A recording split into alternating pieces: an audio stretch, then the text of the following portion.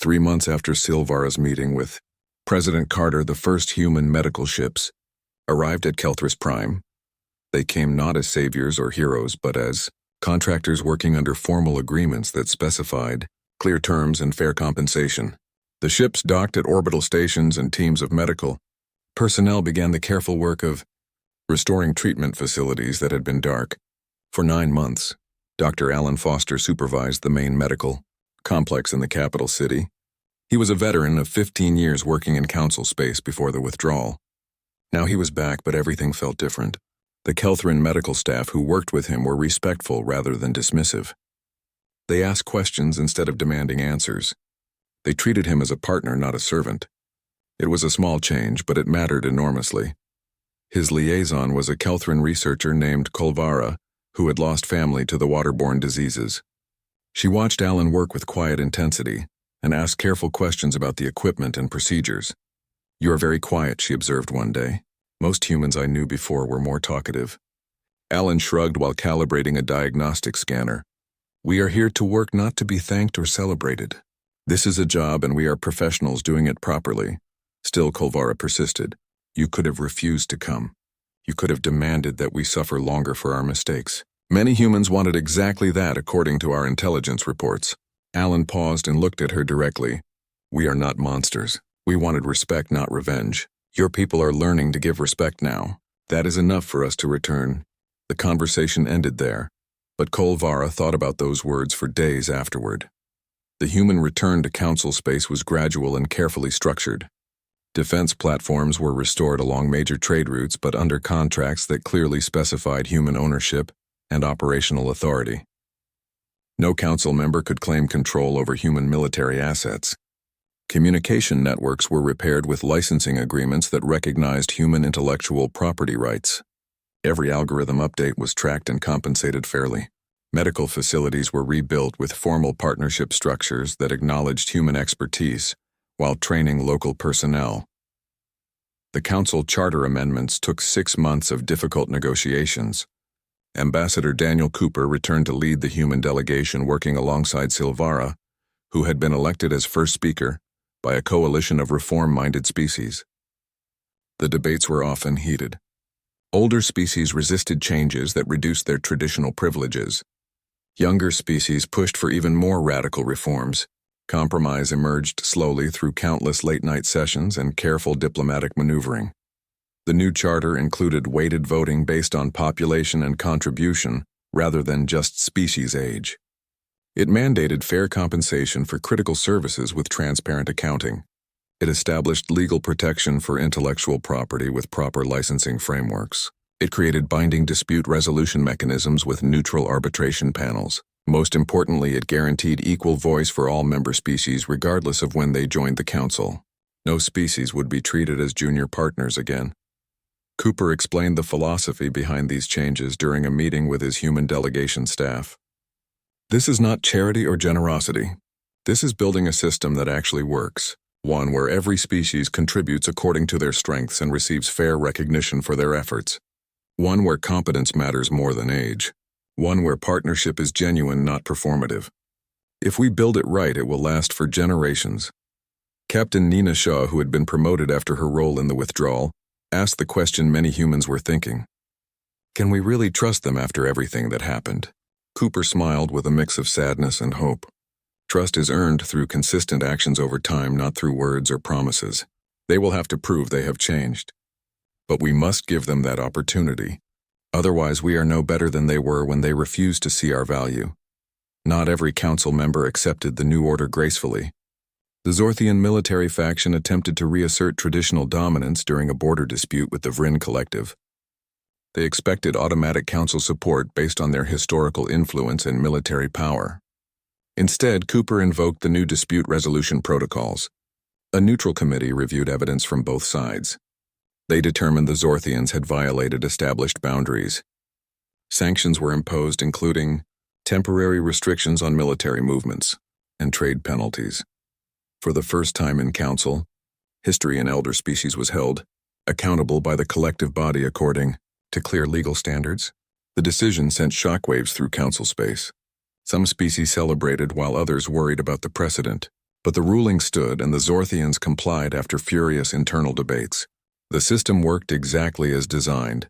Counselor Vex then approached Cooper privately after the ruling was announced. His pride was clearly wounded, but he spoke with surprising humility. "You could have humiliated us further. You could have demanded harsh penalties. Why did you show restraint?" Cooper considered his response carefully before speaking. "Because we do not win by making enemies. We win by making partners. Your species has valuable military expertise and strategic experience. The Council needs that expertise deployed properly within legal frameworks. Help us build something better than what existed before." Bexton studied the human for a long moment. "You are either very wise or very naive." Cooper smiled slightly. "Perhaps both. But I would rather try to build cooperation and fail than succeed through domination. Domination breeds resentment and eventual rebellion. Cooperation based on mutual respect can last indefinitely." Vexton nodded slowly. "I will consider your words." That was all he said, but Cooper noticed that Zorthian opposition to reform measures decreased noticeably after that conversation. 18 months after the human departure, President Carter addressed the reformed Galactic Council. The chamber was fuller than it had been in years, with 39 species having returned after seeing the successful reforms. The mood was cautiously optimistic. People were still wary but willing to try again. Carter stood at the central podium with translation algorithms rendering her words in 42 languages simultaneously. "We left because we had no choice," Carter said clearly. "We returned because you proved you could change. This is not a victory for humanity alone. This is a victory for everyone. For the principle that cooperation based on mutual respect is stronger than hierarchy based on tradition. For the idea that competence and contribution matter more than age. For the belief that partnership should benefit all parties fairly. If we remember these lessons, we can build something remarkable together." Ambassador Silvara responded as first speaker. Her crystalline form reflected light as she moved to the podium. "Humanity taught us a painful but necessary lesson. You showed us what we had become by showing us what we lost when you were gone. We took your contributions for granted. We dismissed your legitimate concerns.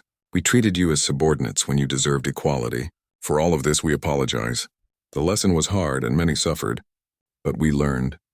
And we are grateful even though the cost was terrible." That evening, Cooper and Silvara stood together on the observation deck overlooking the council complex. The building gleamed under artificial lights while ships moved through orbital traffic patterns. Everything looked the same as before, but everything had changed. The structures were identical, but the relationships were fundamentally different. "Do you think it will last?" Silvara asked quietly. "This new understanding. Will future generations remember why we built it this way?"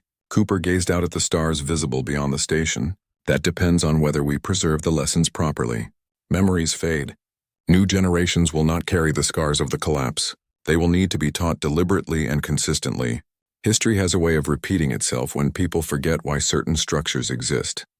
Then we teach them," Silvara said with determination. "We document everything that happened. We preserve the casualty reports and the economic data and the personal stories. We make sure every species learns about the departure and the collapse and the rebuilding. We turn it into required curriculum for anyone studying governance or diplomacy. We make forgetting impossible." Cooper smiled at her intensity. "History written by victors usually becomes propaganda. We must be careful. Then we do not write it as victory," Silvara suggested. "We write it as cautionary tale. A warning about what happens when arrogance replaces wisdom. When tradition overrides justice. When pride prevents partnership. We show the costs honestly. We admit our failures publicly.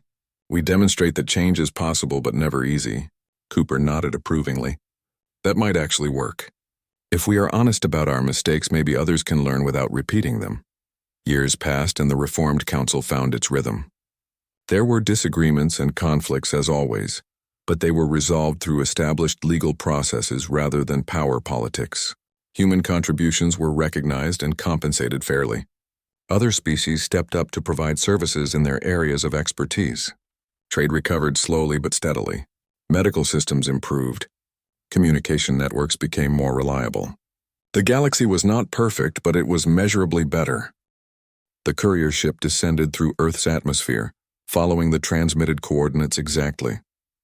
Silvara sat in the passenger seat watching mountains rise up through the clouds. The landing site was a military facility, built into the side of a mountain in a region called the Canadian Rockies. Snow covered the peaks and forests stretched in every direction. It was beautiful in ways her homeworld could never match.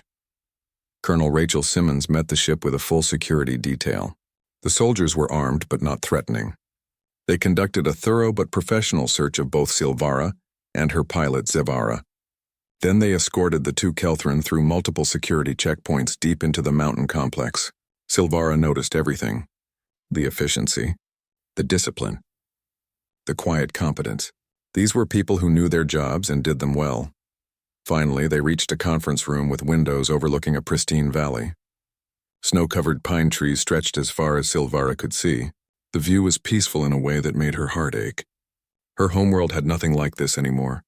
Pollution and overpopulation had destroyed most natural beauty decades ago. She stood by the window and waited. President Helen Carter entered exactly 15 minutes later. She came alone without staff or advisors or recording equipment, just one human woman in simple professional clothes. She sat down at the conference table and gestured for Silvara to join her. The Kelthran ambassador took a seat and tried to organize her thoughts. She had rehearsed this conversation 1,000 times during the journey. Now all her prepared words seemed inadequate. Madame President Silvara began carefully. I come to apologize, not on behalf of the council because I no longer represent them officially. I come to apologize personally. I failed to see what humanity contributed. I failed to advocate for fair treatment. I failed to understand that partnership requires mutual respect. These failures are mine, and I own them completely. Carter's expression remained neutral and professional. 80 million dead from the Crimson Plague alone, she said quietly. That number keeps me awake at night. Silvara felt the weight of those words like physical blows. It should keep you awake, she replied honestly. It keeps me awake too. But we both know the responsibility is shared. My people created this situation through arrogance and short-sightedness. We took without giving. We demanded without appreciating.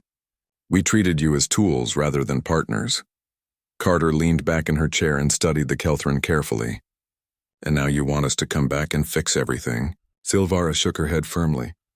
No. Now I want to understand what fair partnership looks like. What would humanity need to return? Not to serve, but to participate as equals. The question hung in the air between them, loaded with implications. Carter pulled out a data tablet and slid it across the table. This is what Ambassador Cooper proposed 17 times before we left. 17 times it was rejected without serious consideration. Silvara picked up the tablet and began reading. The document outlined a comprehensive system for mutual contribution and fair compensation. Species providing critical services would receive adequate funding and formal recognition. Council decisions would require broader consensus, not just votes from the oldest species. Military forces would be recognized as legitimate defenders, not threats. Intellectual property would be protected and licensed properly. This is reasonable, Silvara said with genuine surprise. This is more than reasonable. Why was this rejected? Carter's expression hardened slightly. Because it would have required older species to acknowledge that a young species like humanity could be your equal. That was unacceptable to Council pride. You preferred maintaining traditional hierarchies even if it meant treating competent partners as subordinates. Silvara set down the tablet and met Carter's eyes directly. Then let me make this absolutely clear. Our pride is ashes now. Our arrogance is broken.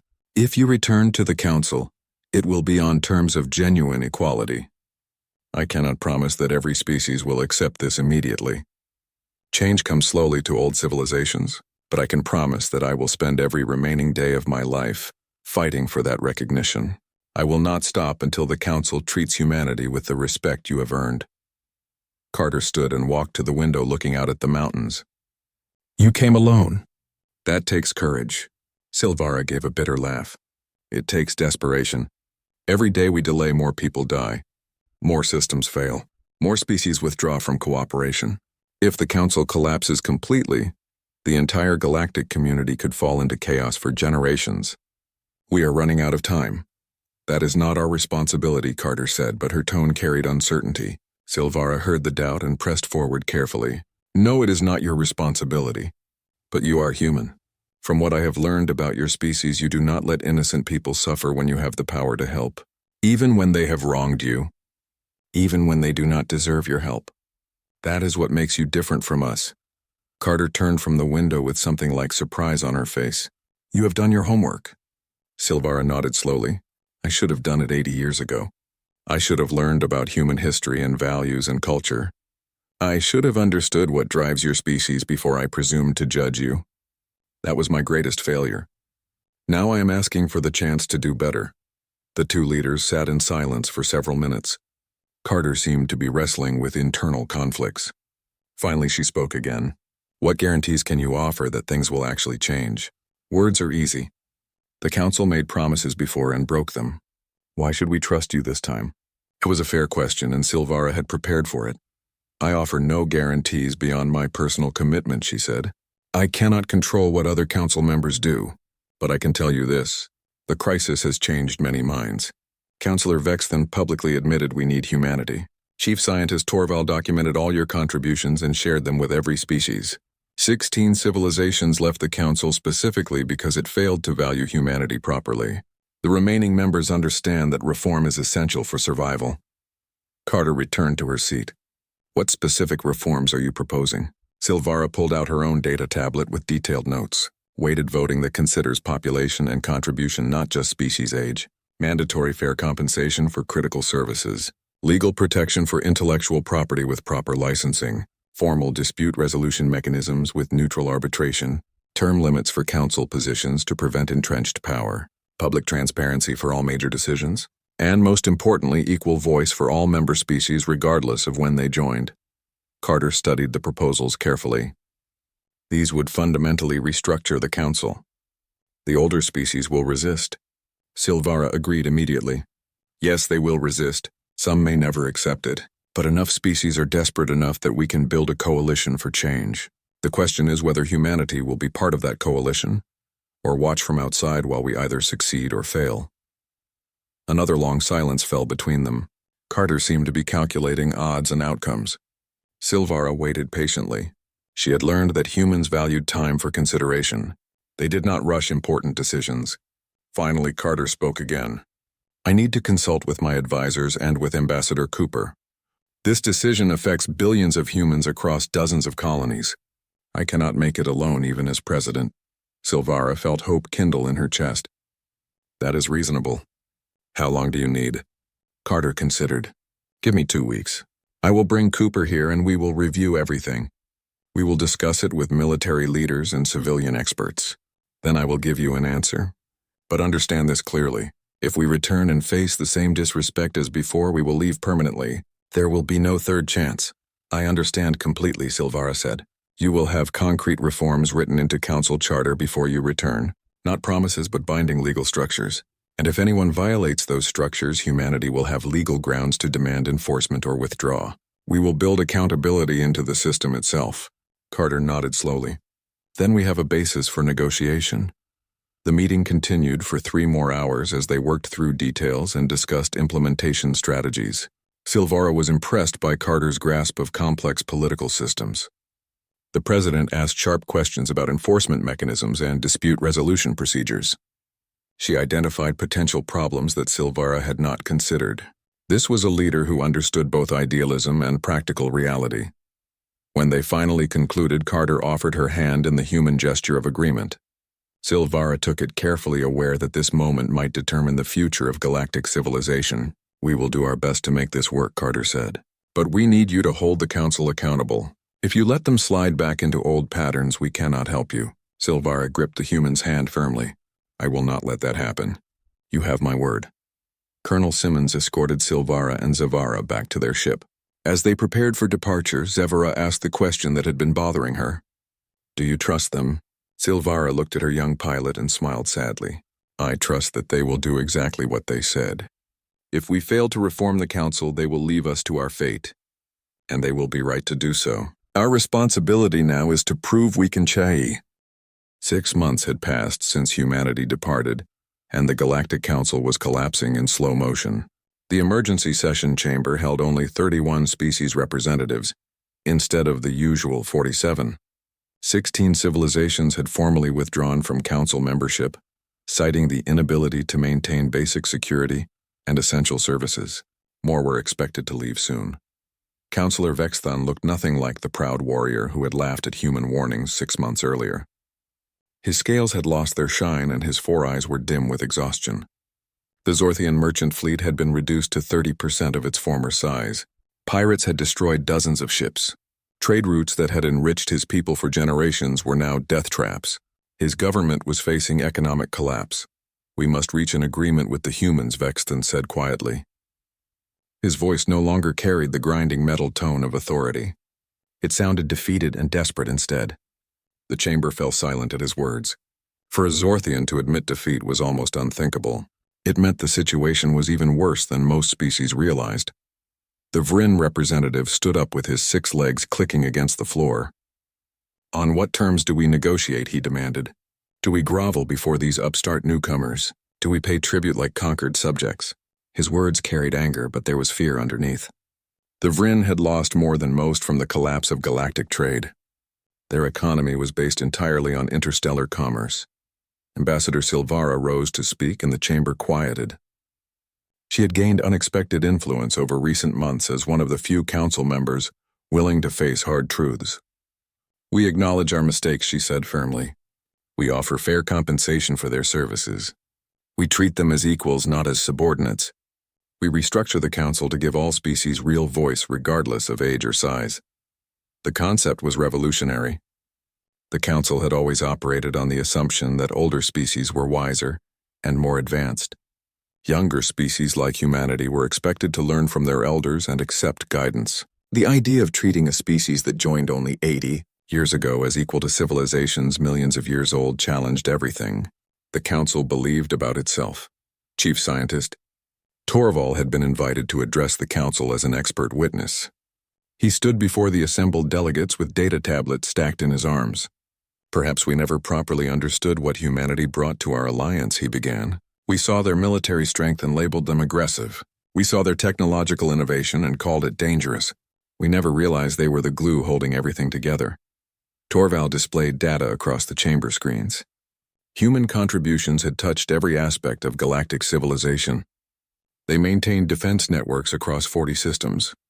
They operated medical facilities that served 17 species.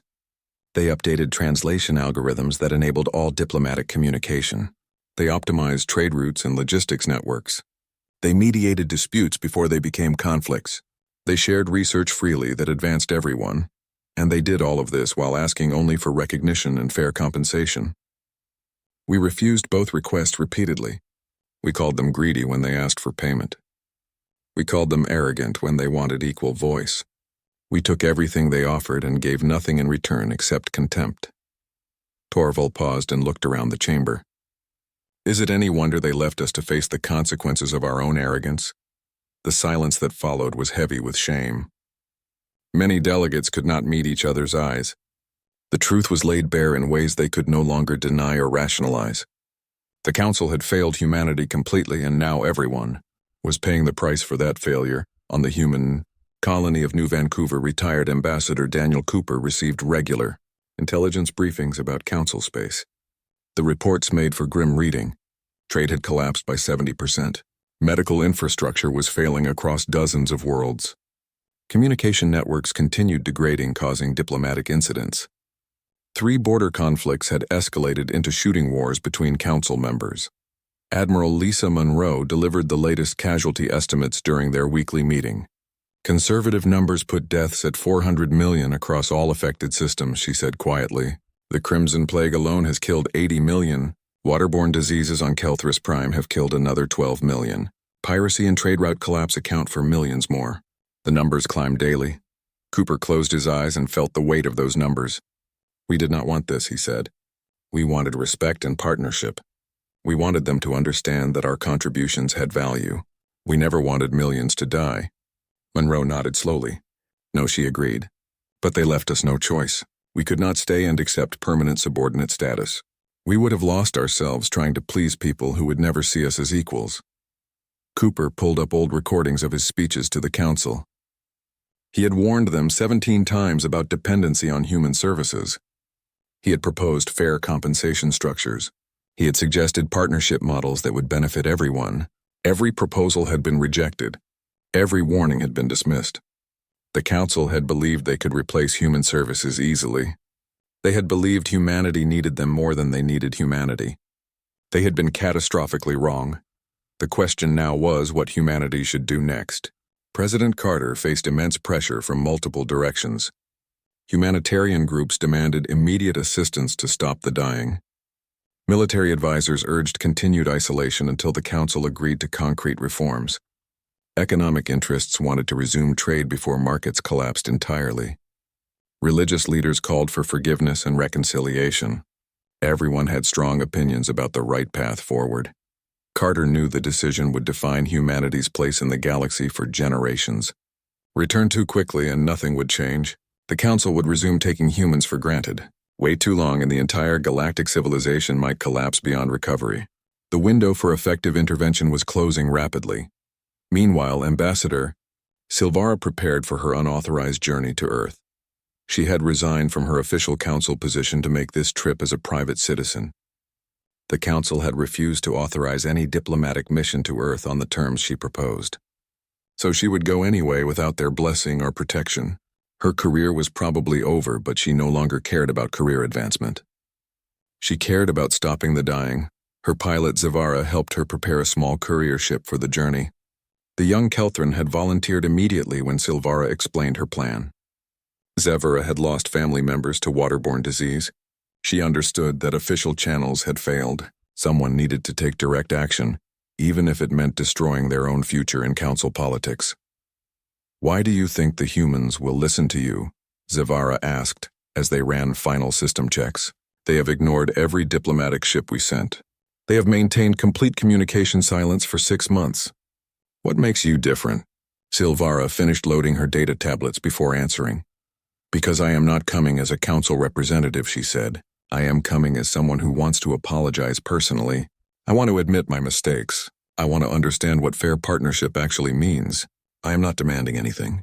I am asking to learn." Zevara considered this carefully. "You think they will respect honesty?" Silvara nodded. "Humans value honesty above almost everything else. It was in all their cultural files that I never bothered reading until now." The journey to Earth took 5 days through empty space. Silvara spent the time reviewing everything she could find about human history and culture. She read about their wars and their peace treaties. She studied their art and literature. She watched recordings of their philosophical debates. She tried to understand what drove this species that her people had so badly misjudged. What emerged from her research was a picture of a species that valued fairness above hierarchy. Humans respected competence and contribution more than age or tradition. They were willing to cooperate with anyone who treated them honestly. But they would not accept subordinate status, simply because others claimed superiority. They would rather stand alone than kneel. The Council had demanded that humanity kneel. They had insisted on treating humans as junior partners at best and servants at worst. They had taken human contributions while denying human equality. From a human perspective, the choice had been clear. Leave with dignity or stay and lose self-respect. Humans had chosen dignity. As their ship approached Earth's defense perimeter, Silvara broadcast her message on all frequencies. Requesting permission to land. Personal visit. No official capacity. Seeking dialogue. She repeated the message every hour. Days passed without response. The ship maintained orbit while Silvara waited with endless patience. Silvara grew restless after 3 days. "Maybe they will never answer," she said. "Maybe we should return home and try something else." Silvara shook her head. "We wait as long as necessary. I am asking humans to forgive 80 years of disrespect. The least I can do is show patience for a few days. If they refuse to see me, then we have our answer. But I must try." On the 4th day, a response finally came from Earth Defense Command. The message was brief and direct. Land at coordinates transmitted. Unarmed. Alone. Silvara felt relief wash through. 6 weeks after the human departure, the true scope of the crisis became impossible to ignore. The Helion Passage had once been the busiest trade route in the entire galaxy, with thousands of ships moving through it every day. Now it was a graveyard filled with debris and the scattered remains of merchant vessels. Pirates had moved in quickly once the human defense platforms disappeared, and they showed no mercy to anyone. Captain Victor Kane of the merchant ship Desert Star was the 8th casualty in Sector 714. His distress signal was picked up by nearby vessels, but nobody came to help. The pirates had spread the word that anyone who interfered would be next. So other ships watched on their sensors as the Desert Star was torn apart and its crew killed. Then they quietly changed course and avoided that sector entirely. The Council Security Committee held daily meetings to discuss solutions. Councillor Vexthon proposed deploying Zorthian military vessels to patrol the passage. His proposal was immediately rejected by the Kelthran, who did not trust Zorthian military expansion. The Kelthran suggested a joint force funded equally by all major species. This was rejected by the Vryn, who claimed economic hardship. Round and round the debate went while ships continued to burn. By week 8, merchant traffic through the Helian Passage had dropped by 70%. By week 12, the passage was effectively abandoned. Trade companies rerouted through longer and more expensive paths. Shipping costs increased dramatically. Supply chains that had operated efficiently for decades began to collapse. Shortages appeared on dozens of worlds. Prices climbed steadily higher. Meanwhile, on Kelthris Prime, the situation grew worse daily. The water crisis had expanded into a full medical emergency. Without proper filtration systems, the water supply carried diseases that Kelthran immune systems could not handle. Hospitals filled beyond capacity. Medical staff worked around the clock trying to treat thousands of patients with inadequate resources. Ambassador Silvara visited the largest hospital in the capital city. She walked through corridors lined with sick people lying on floors because there were no more beds available. The head physician, Dr. Mara Collins, was Kelthran, but had trained with humans years before. She recognized Silvara immediately, and her expression was not friendly. "We are losing 50 patients per day," Collins said bluntly. "The number increases every week. We cannot treat basic waterborne infections without the human medical equipment. We cannot even diagnose properly because the scanners are gone." Silvara asked if there was any way to contact the human medical teams who had worked on Kelthris Prime before. Collins laughed bitterly. She had tried contacting her former colleagues dozens of times. Every message went unanswered. The humans were done with them. The Crimson Plague made everything infinitely worse. This disease affected 17 different council species and had been mostly controlled through human medical technology. The treatment required specialized equipment and carefully synthesized medicines. Without access to human facilities, the mortality rate jumped from 2% to 40% within just 5 weeks. Entire communities were wiped out. Quarantines failed because the disease spread through multiple vectors. Chief Scientist Torval led a team of researchers trying to recreate the human medical technology from scratch. He had studied human medicine for 20 years and understood the basic principles. But understanding principles was very different from building functional equipment. Every attempt failed. The human technology was far more sophisticated than anyone had realized. It would take decades to develop equivalent systems. Torval met with Silvara in her office to deliver his report. "We cannot do this," he admitted. "Not in any reasonable time frame. The humans were decades ahead of us in medical technology, and we never noticed because we took their services for granted." Silvara asked about purchasing the technology or licensing it from Earth. Torval shook his head slowly. "They are not answering any communications. Even our most urgent distress calls go into silence." The communication breakdown extended far beyond medical emergencies. Human translation algorithms had been integrated into every major communication system across council space for 40 years. These algorithms allowed different species to communicate clearly, despite vastly different languages and thought patterns. The humans had maintained and updated these systems, constantly making tiny adjustments to improve accuracy and reduce misunderstandings. Without regular maintenance, the translation systems began to degrade slowly. At first, the problems were minor. A few mistranslated words here and there, small errors that could be corrected through context. But the degradation accelerated as the algorithms encountered edge cases without proper updates. Within 3 months, diplomatic communications between species became increasingly unreliable. Counselor Vexton gave a speech about Zorthian military readiness that was mistranslated into Kelthran as a direct threat of invasion. Ambassador Silvara responded with what she thought was a diplomatic protest, but which was translated into Zorthian as an insult to their honor. Within hours, both species were recalling their diplomats and moving military assets to border regions. Only frantic back-channel communications in basic trade language prevented an actual war. The incident revealed just how dependent the Council had become on human infrastructure. Translation was just one example among hundreds. Human engineers had maintained power grids on 12 different worlds. Human logistics specialists had optimized supply chains across 40 systems. Human mediators had quietly resolved disputes before they escalated. Human researchers had shared data that advanced science across dozens of fields. All of that was gone now. The humans had taken their expertise and their technology, and their willingness to help. They had left behind societies that had grown dependent without realizing it. The Council scrambled to replace human services but found that replacement was far more difficult than anyone had anticipated. Human innovation had been subtle and comprehensive. It touched every aspect of galactic civilization. On Earth, Commander Kyle Bennett continued monitoring Council attempts at contact. A delegation ship appeared every few days, broadcasting increasingly desperate messages. The tone had shifted from demanding to pleading. They needed help. People were dying. Entire systems were failing. Please respond. Please negotiate. Please come back. Bennett felt no satisfaction watching this desperation. He was a military officer, not a diplomat. He followed orders, and his orders were clear. But he was also human, and humans were not naturally cruel. The suffering bothered him, even if logic said the Council had brought this on themselves. His communications officer asked the same question every day. Should we respond now? Every day Bennett gave the same answer. Not yet. President Carter watched the daily intelligence reports with growing concern. The death toll across Council space had reached millions. Trade had collapsed by 50% overall. 3 minor border wars had broken out between species who could no longer communicate effectively. 16 civilizations had withdrawn from the Council, entirely preferring isolation to continued chaos.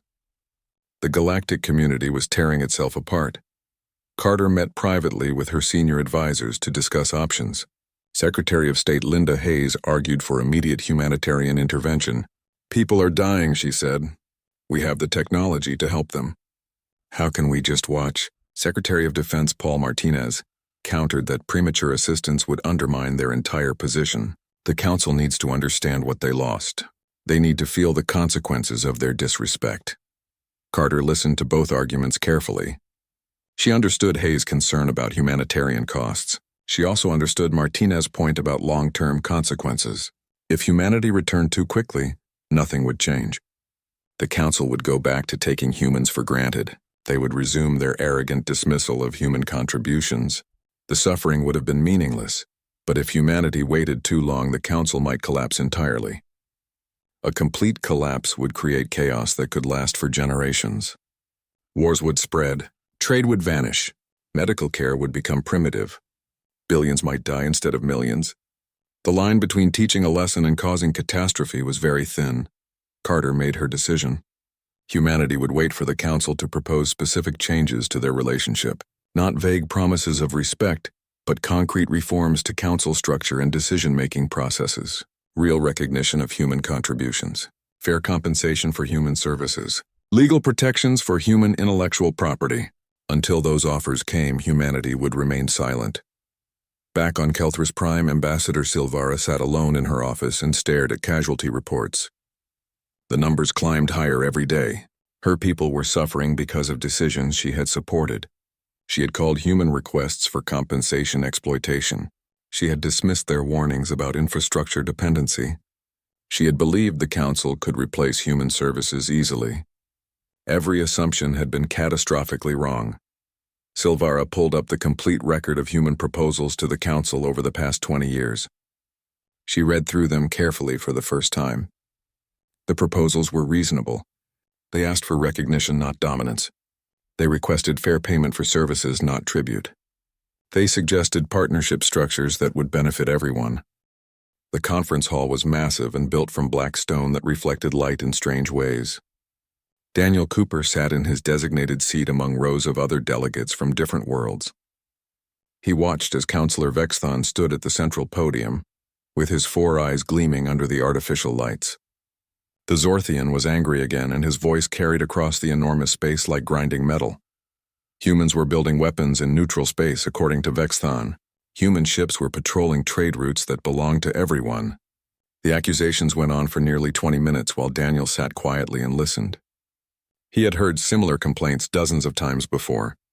The council never seemed to understand, or perhaps they chose not to understand. When Vexthon finally finished his speech, Daniel stood slowly. He kept his voice calm and measured as he spoke. Those platforms defended trade routes that humanity had established and maintained for 15 years. Council merchant ships used those routes every single day without contributing to maintenance costs. Humanity had requested fair compensation 12 times over the past 3 years. Every request had been denied or ignored. The chamber erupted immediately. Representatives from 40 different species began shouting in their various languages. Some clicked their mandibles while others hissed or chirped. The translation system struggled to keep up with the chaos. Ambassador Silvara raised her crystalline arms high above her head to get attention. She was from Kelthris Prime and held significant influence in the council. Humanity demanded payment for services nobody had authorized, according to Silvara. Humans were overstepping their position as the newest members of the galactic community. They were acting like they owned space that belonged to all civilized species. Her words were sharp and dismissive in exactly the way Daniel had come to expect from elder species representatives. Daniel gathered his data tablets and prepared to leave. Perhaps humanity should stop providing services that nobody authorized, he said quietly. The statement hung in the recycled air for exactly 3 heartbeats. Then Vexthon laughed, and the sound was ugly and full of contempt. Humanity needed the council far more than the council needed humanity. That was the official position, and it would not change. Daniel walked out of the chamber without another word. His staff followed behind him in silence. They had all known this day might come. They had warned Earth about the growing tensions and the complete lack of respect from other council members. Now it was time to make a decision. 3 weeks later, every human presence in council space began moving. There were no dramatic announcements or threatening messages. No human official gave speeches about betrayal or injustice. The withdrawal was quiet and methodical and completely thorough. Defense platforms were powered down and loaded onto transport ships. Medical stations were dismantled piece by piece. Communication relays were removed from their orbital positions. Trade route maintenance systems were deactivated and packed away. Commander Nina Shaw oversaw the extraction from the human embassy on Kelthris Prime. She moved through the building with her team and made notes on everything that needed to be removed. Strip it all clean, she told her people. Medical equipment went first, including the specialized scanners and treatment pods that had been handling the Crimson Plague. Environmental control systems were disconnected carefully. The water filtration system that provided clean water to half the city was shut down and removed. Officer Greg Palmer stood in the main medical bay and looked around at the empty rooms. The Kelthran cannot process their own water without our filtration system, he said. Their immune systems are too sensitive. Nina looked at him without expression. She knew what he was implying. People might suffer without these systems. People might die. We offered to maintain these systems in partnership, she said. We offered to train their technicians and share the technology for fair compensation. They called it exploitation. They said we were trying to control them through dependency. So now they can be truly independent. Greg nodded slowly and went back to work. There was nothing else to say. President Helen Carter stood before the human assembly on Earth and addressed billions of people across the planet and the colonies.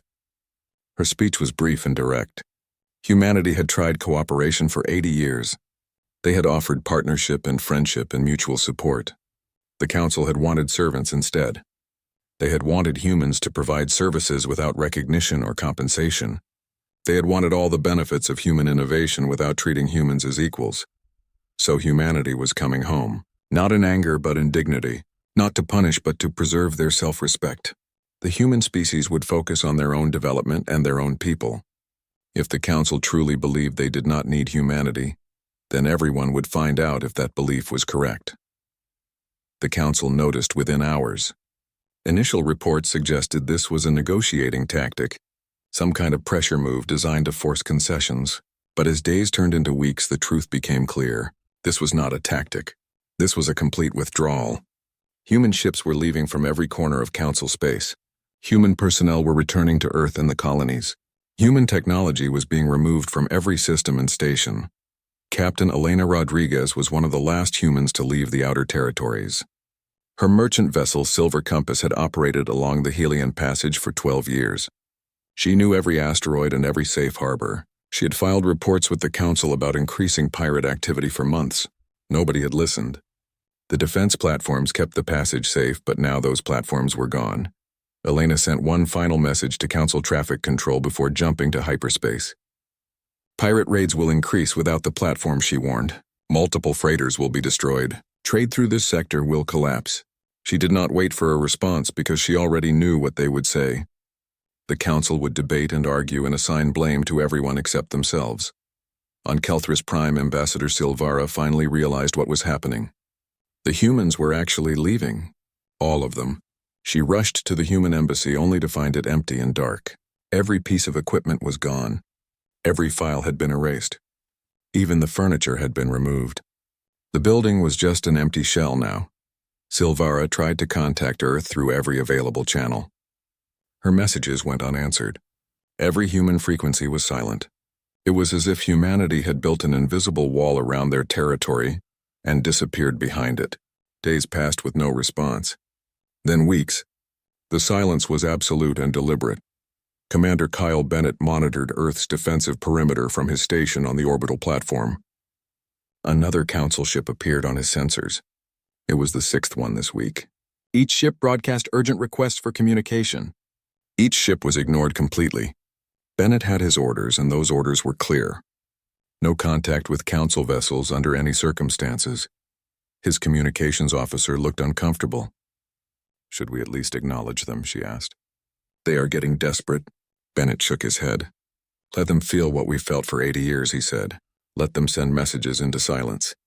Let them wonder if anyone is listening.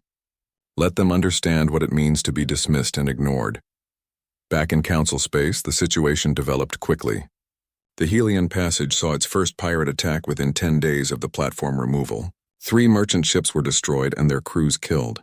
Within a month, trade traffic through the passage had dropped by half. By the end of the 2nd month, the passage was considered too dangerous for regular commerce. The council held emergency sessions to discuss funding for new defense systems. The Zorthians insisted the Kelthrin should pay. The Kelthrin pointed to the Vryn Collective. The Vryn claimed they had no resources available.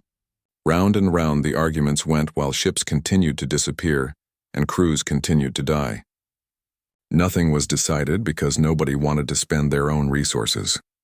On Kelthris Prime, the water crisis began immediately. Without human filtration systems, the city water supply became contaminated within days. Emergency rationing was implemented, but it was not enough. People began getting sick. The Kelthrin government tried to reverse engineer the human technology, but found that all the documentation had been encrypted. The encryption was based on quantum algorithms that would take decades to break. Silvara stood in her empty office and looked out at the city below. Smoke rose from several districts where riots had broken out over water distribution. She had dismissed human concerns as greed. She had called their requests for fair compensation exploitation. Now her people were suffering and dying, and she had nobody to blame but herself and her colleagues. The humans had left quietly without threats or violence. They had simply withdrawn their presence and their support. And in that quiet withdrawal they had revealed a truth the council had refused to see. Humanity had not been exploiting the council. Humanity had been holding it together.